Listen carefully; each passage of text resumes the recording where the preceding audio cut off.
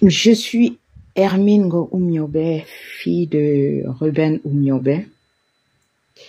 Il y a de cela quelques jours, le 15 janvier 2025, nous avons pris part à la commémoration de l'assassinat de Ernest Wandji et Fossi Jacob à Bafoussam.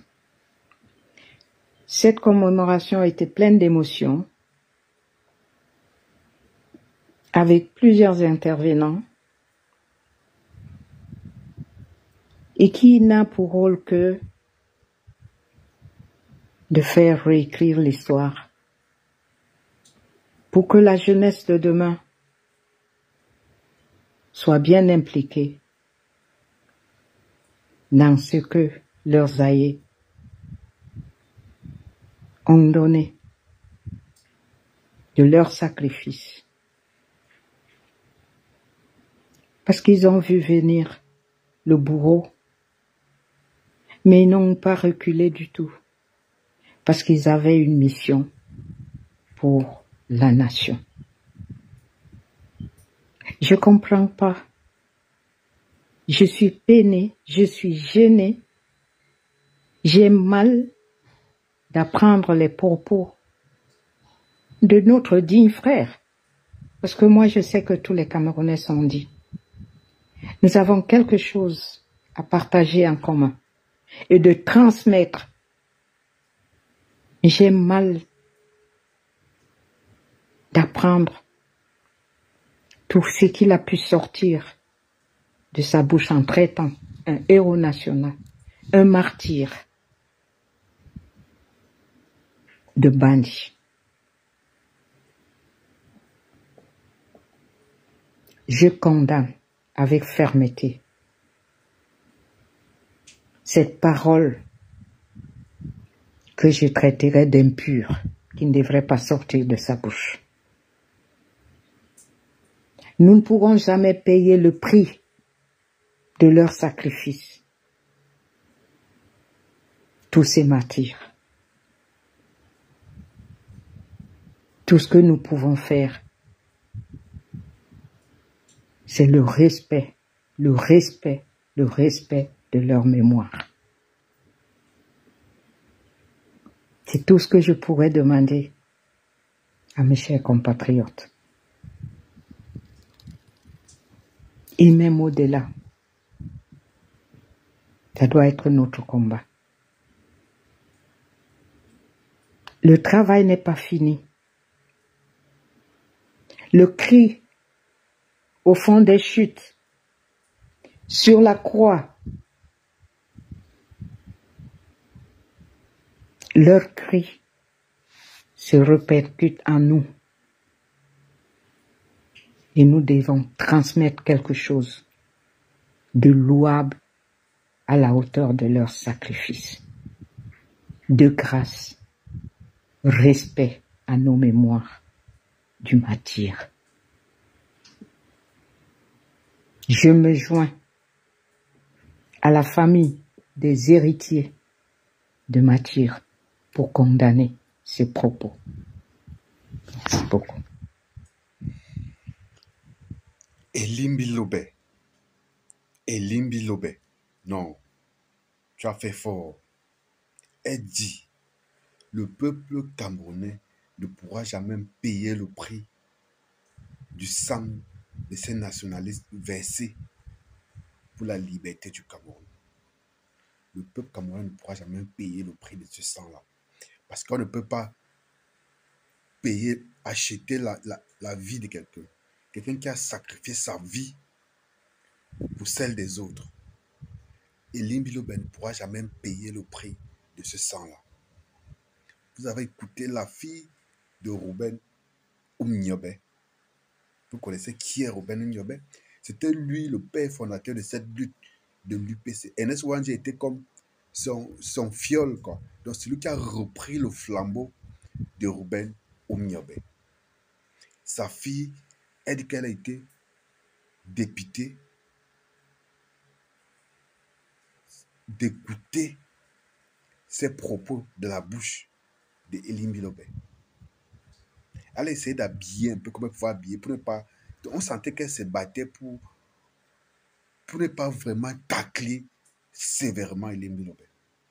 Donc, on sentait qu'elle essayait malgré ça de le ménager. Donc, vous sentez une femme pondérée, donc qui malgré ce qu'elle a vécu comme humiliation de la part de la bouche d'Elie Lobé, essaye quand même d'être pondérée dans sa réponse à Elie Lobé. On sent la pondération dans sa façon de répondre à Elie Lobé. Mais elle a dit qu'elle condamne avec la dernière énergie ces propos d'Elie Lobé.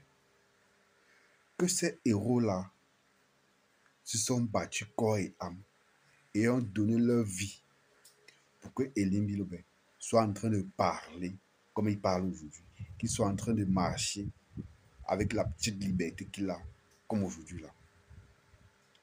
J'ai écouté Ernest Obama sur son plateau B-News demander à Xavier Messeke pourquoi on dit que le Cameroun a été indépendant en 1960 et on écrit partout dans les livres que les NS Ouangé ont continué à combattre après les indépendances. Mais ça m'a choqué parce que un journaliste de sa trame, il se vante d'être journaliste qui soit là à l'école. Contrairement aux gars comme Bruno Bijan, que eux, ils passent le temps à blâmer que non, il n'est pas là à l'école du journalisme. Lui là, qui dit qu'il est là à l'école du journalisme. Donc, il est venu s'asseoir sur son plateau, dans une tribune qu'il anime également, sans faire un minimum, sans faire le b.a.-ba des recherches, où il joue juste à la musique, où il joue, c'est un jeu qu'ils sont en train de jouer. Ça, c'est une question basique. Un journaliste de sa trame sur un plateau comme celui-là, une tribune dans laquelle lui-même il est journaliste, ne peut pas demander que pourquoi ils ont continué à combattre après les indépendances. Donc, c'est faire preuve, à mon avis, d'une certaine ignorance qui ne dit même pas son nom. C'est... Ouais, les amis, je vous ai expliqué ici, pour ceux qui ne savent pas. Les gars se sont rendus compte qu'au lendemain des indépendances, l'indépendance que la France avait donnée, parce qu'on ne donne pas l'indépendance, en fait, on arrache l'indépendance. Ils se sont rendus compte que la France a donné l'indépendance à Ahidjo en contrepartie d'un certain nombre de choses. C'est-à-dire, ils ont vendu la chèvre, ils ont arrêté la corde. Ce n'était pas une indépendance, c'était une manipulation. Les gars ont décidé de continuer le combat. C'est aussi simple que ça. Que Ernest Obama, journaliste de sa trame, n'arrive pas à comprendre ça. C'est vraiment honteux et c'est souillant. Comme certaines personnes disent souvent, c'est vraiment souillant. Donc, Elie Lobé, on peut comprendre, puisqu'il n'a pas de culture politique, il n'a pas de culture journalistique, il n'a pas de culture scientifique. Oui, il faut le dire. Elie Lobé n'est pas un scientifique. C'est un pur produit de télévision. Donc, on peut même encore tolérer que ce soit que cette propos-là sorte de la bouche d'Elie Lobé et que, mais pas que les gars comme Ernest Obama viennent essayer de justifier ça ou font comme s'ils ne comprennent pas ou comme s'ils ne connaissent plus cette partie de l'histoire qui est pourtant connue de tous. Au moins ça. Oui. Elie Lobé n'est pas un scientifique. Sa seule référence connue de tous, c'est sa Bible. Il se balade avec partout sur les plateaux de télévision. Il y a quelqu'un qui écrit quelque part sur sa page, un journaliste que je n'ai pas envie de citer ici, bon, du moins, vous le connaissez, Martin Camus, Mime, que c'est déplorable. Ce qui arrive sur nos plateaux de télévision, c'est parce que dans les télévisions actuellement, le seul critère de choix des panélistes, c'est leur disponibilité. Ça veut dire qu'à partir du moment où un gars est disponible, même s'il ne maîtrise pas le sujet, même si c'est un gars qui passe son temps à raconter du n'importe quoi, les gars vont le prendre pour aller le mettre sur un plateau de télévision en face des vrais experts pour discuter des questions que lui-même ne comprend généralement pas. Mais il va discuter de ces questions jusqu'à sortir les gros yeux comme ça, comme on dit au quartier. Regardez, la fille de Robert Oumniobe était presque en pleurs. Donc on sentait qu'elle était dans l'émotion, elle était choquée, elle est choquée de ces propos-là. Mais les gens vont toujours venir essayer de justifier. B-News avait programmé hier un plateau spécial avec Elie Milobert, qui devait être co-interviewé par Xavier Messet, encore, et Ama Okol. Mais à la dernière minute, apparemment, Elie Milobert n'est pas venu. Ils ont plutôt diffusé une rediffusion de certaines émissions à la place de ça. Je me demande bien pourquoi est-ce qu'il n'est pas venu. S'il a été finalement recadré peut-être par les autorités, ou peut-être qu'il a réfléchi, il a un peu mis de l'eau dans son moulin, il a compris que peut-être finalement, il n'aurait pas dû dire ça, parce que parfois, toute vérité n'est pas bonne à dire. Si tant est vrai que, même, que ce soit même une vérité. Donc, tous ces éléments-là nous montrent que, en fait, Hélène Bilobert a commis une gaffe. Même s'il faut également reconnaître que l'histoire, chacun peut la percevoir à partir du coin où il regarde ça. Parce que c'est clair qu'une famille qui a été victime des exactions des nationalistes à l'époque, peut-être parce que c'était les collabos, bon, forcément, on voit des mauvais œil. Ces gars, ça, on ne dit pas non, on n'est pas dupe. Mais de là à qualifier ces euros-là de bandits, alors que même que le gouvernement et l'État du Cameroun a réhabilité ces gars par une loi en 91, tous ces gars ont été réhabilités comme des héros. Et venir le dire à mon division et ne même pas être recadré par cette chaîne de télévision-là, ça engage une double responsabilité. Premièrement, la responsabilité de cette chaîne de télévision d'abord, oui, et deuxièmement, la responsabilité personnelle de la personne qui prononce ces propos, c'est-à-dire des Lobé. Mais malheureusement, jusqu'à maintenant, aucune mesure n'a été prise, soit à l'endroit de Lobé, soit à l'endroit de cette chaîne de télévision. Donc, vous voyez dans quel pays on est.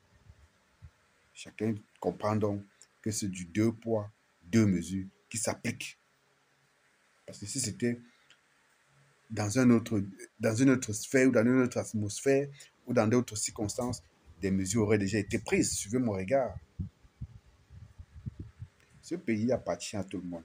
Ce pays n'est pas la propriété de certaines personnes. So, be careful, guys. Be careful. Et c'est va la République.